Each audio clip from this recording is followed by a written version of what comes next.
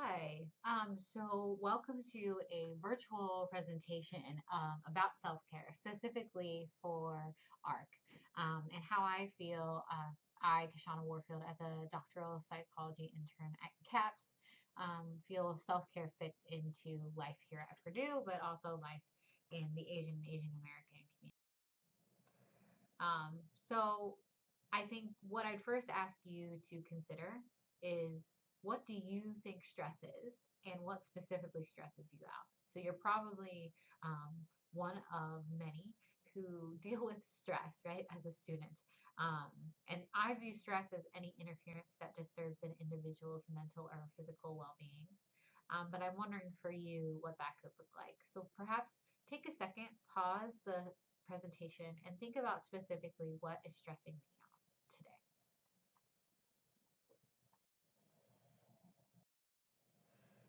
So you might have thought of any number of these things. So when I think about stress, those things come in a few flavors. So one is external, one is internal, and one might be interpersonal. So what I mean by external, those are what we typically think as things that put pressure on us, right? So our academic responsibilities, for sure. Our finances, research might be something relevant to you. Physical health, that might be very like apparent to you right now as we're dealing with COVID and everything that's changing around the campus, but also in the country. Death and loss, that could be a big thing that affects us externally. But also, if we have teaching responsibilities, I think something that's relevant to this population specifically are experiences of oppression. Whether you feel like you've experienced prejudice because of your racial ethnic identity or even been discriminated against, meaning because of those prejudiced attitudes people hold towards you, you've lost out on things. I think I've heard about many instances of people having xenophobia towards Asian and Asian American students because of what's happening with the virus. And so that could be a very real stressor for you right now. I also think that there are some internal stressors that are pretty consistent with the student experience. Anxiety is a huge one that I hear about all the time, but also feeling burnt out um, about the work that we're doing and maybe even relationships that we're having. Something I experience as a therapist is compassion fatigue, meaning I'm using compassion and empathy a lot of the time. And sometimes it can become overwhelming when I take on the issues of my clients. Um, and so I become burnt out in that way.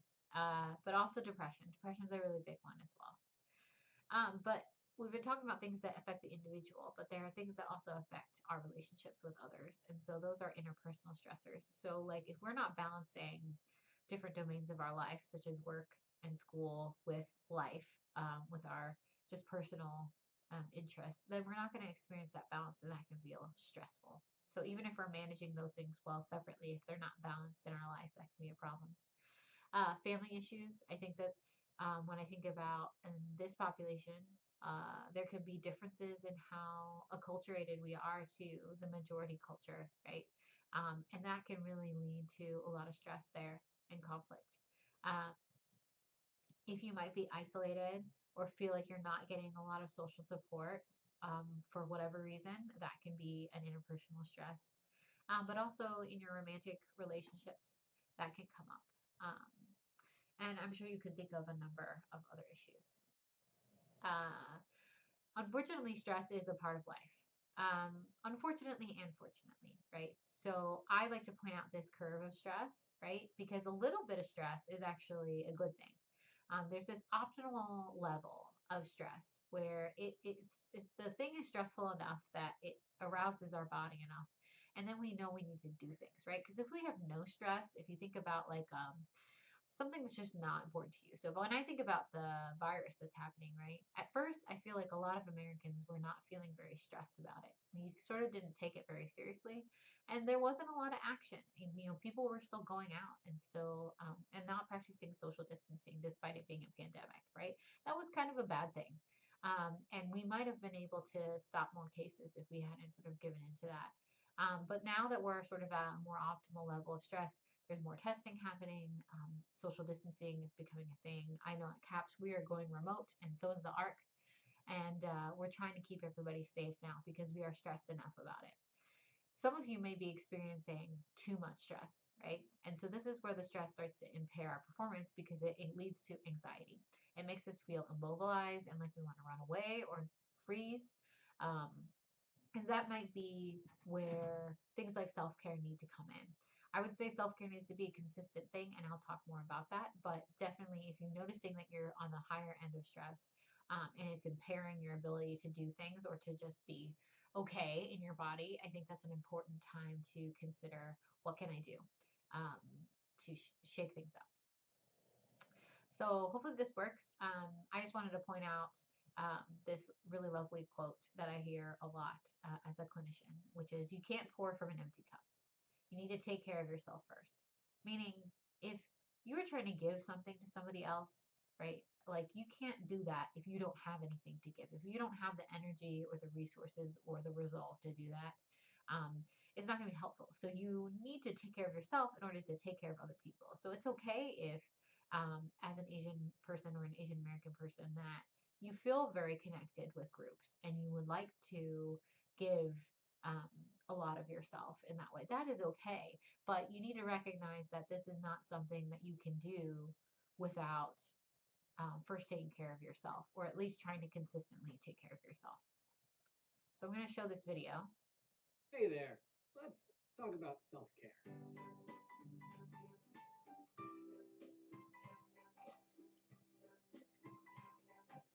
Now, Parks and Rec, of course, is pretty great, but self-care is more than just treating yourself. Self-care is not a reward, though sometimes that can be part of it. It's a vital piece of the ongoing process of being a human. To quote the self-help classic, Codependent No More, self-care is an attitude that says, I am responsible for myself. In other words, I am my responsibility, and I will honor that responsibility as I would anything else that was precious to me. So let's make an action plan for using self-care to make our lives more awesome. Step 1. Recognize that it is indeed okay to take care of yourself. Nay, it is not just okay, it is smart. As Lifehacker puts it, self-care helps prevent burnout, reduces the negative psychological and physical effects of stress, and helps you refocus on what's true and important. Like, there's an entire peer-reviewed international journal on burnout. This is like a real big, difficult problem to solve. And this may seem counterintuitive, but it actually makes you more productive, not less, to set time aside for yourself. And regardless of your productivity levels, recognize that you are a human being, and that is enough to warrant compassion and kindness. For real. Step 2, ideally before the need strikes, research outwardly and inwardly what self-care means and what works for you. There are self-care actions that can help pretty much everyone: getting proper nutrition, some exercise, enough sleep, hydrating, and taking small breaks throughout the workday. I like to go for walks, and I like to be forced to do it by my friends or family or baby. We'll link to a list of almost 50 self-care actions down in the doobly-doo. But everyone is unique, so it's important to ask what actions make me feel better. Journaling, texting something nice to a friend, like watching videos of pug puppies, doing a bunch of push-ups, pillow fights, putting some projects on the back burner maybe. I personally am all in for the baby cuddles. I have a baby now, and I feel like I'm doing a thing that I was designed for and that I need to be doing, and that I also just really like. Sometimes he's angry though, yells at me, but most of the time because.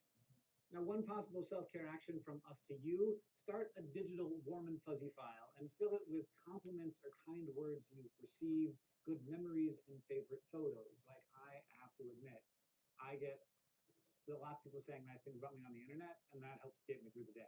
Being able to look through this file when you're feeling down might go a long way to bringing you back up. You want this list to be both ample and flexible, and you may even want to break it into different categories. For instance, T. Michael Martin, the fellow who wrote this script, by the way, has a spreadsheet of self-care actions organized by types of negative experiences. After all, the self-care you need while you're depressed may not be the same self-care that helps when you're overwhelmed with work. Also, if other people are involved in these self-care actions, it's totally cool to let them know now that they are part of your action plan. They may not always be available, but odds are if they're a good friend, they're going to do their best to do their part. Step 3, self-care powers activate. It's best if you can recognize the warning signs that you could use some self-care before things go into the red zone. For me, by the way, it's when I notice my fingers going to websites that I didn't intend on going to. Like just typing in reddit.com when I have a ton of work to do is a sign that I should go for maybe a little walk to recharge the batteries. If you're keeping a journal, you might notice a pattern or two in your behavior. Perhaps you'll notice a bleaker mood than normal or disturbed sleep. Either way, once the need becomes apparent, consult your list and follow through. And that is all that we have for you today. But if you have any self-care tips, please let us and other people who are looking know down in the comments below. We would love to hear from you. In the meantime, take care of yourself, your friends, and your neighbors. It's the adult thing to do. Okay, so if you have any more interest in following up on that video, search How to Adult and Self-Care Action Plan on YouTube, and you should find it. So my point of doing that was hopefully to help you get thinking about what self-care could look like. So when I think about defining what is self-care, hopefully this would have been a discussion if it was in person, but maybe just reflect for yourself, right? Self-care is really in general small decisions you make every day, which means that it requires practice and it requires consistent behavior.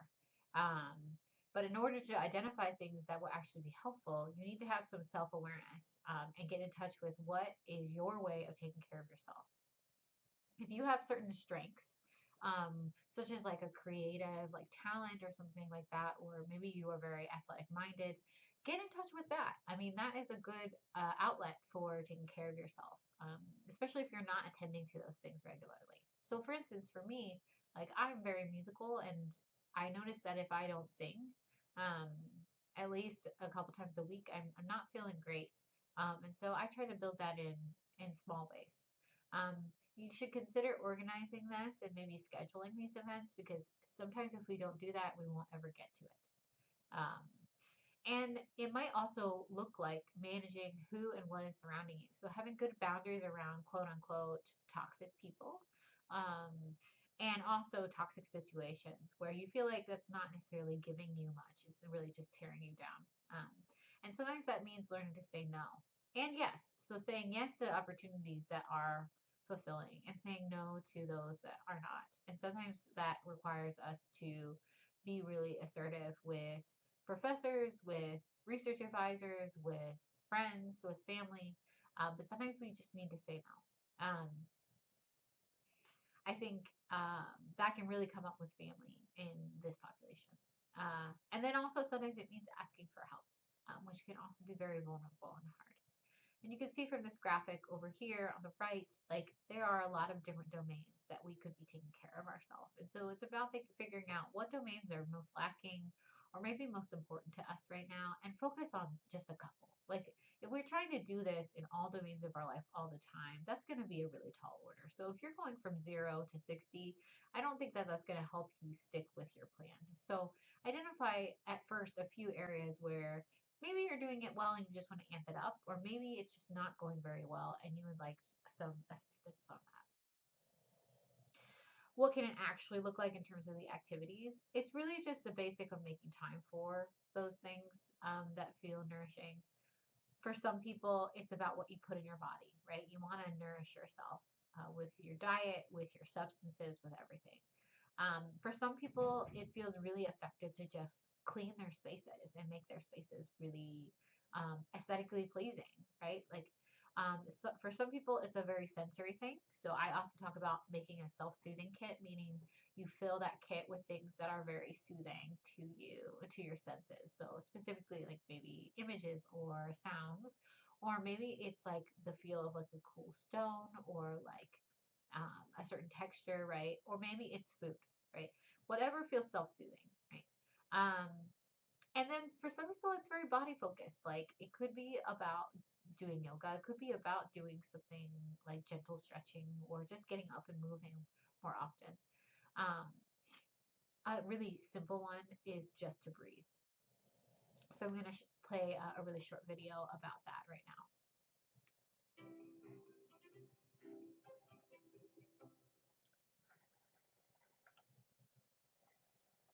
Despite what you may have heard, Meditation does not involve joining a group, paying any fees, wearing any special outfits, sitting in a funny position, or believing in anything in particular. It is simple, secular, scientifically validated exercise for your brain. You don't have to do it yet, but just so you know, here are the 3 steps. 1, sit with your back straight and your eyes closed. 2, notice the feeling of your breath coming in and going out. Pick a spot where it's most prominent. Usually that's your nose or your chest or your belly. And just focus your full attention on the feeling of your breath coming in and going out. Now, as soon as you try to do this, your mind's going to go nuts. You're going to start thinking about, what am I going to have for lunch? Why did I say that dumb thing to my boss? Your brain's going to go nuts, and that's fine. The whole game is to notice when you've gotten lost, to start over, and then to start over again, and again, and again. Every time you do that, it's like a bicep curl for your brain, and it shows up on the brain scan. Scientists have found this in the lab. It's also, by the way, a radical act. You're breaking a lifetime's habit of walking around in a fog of projection and rumination, and you're actually focusing on what's happening right now. Meditation is unlike anything you do in the rest of your life. Failure is actually success. As I said, the whole game is just trying, failing, starting again, failing, starting again. Here's my advice. You should be meditating every day, 5 to 10 minutes a day. That's it.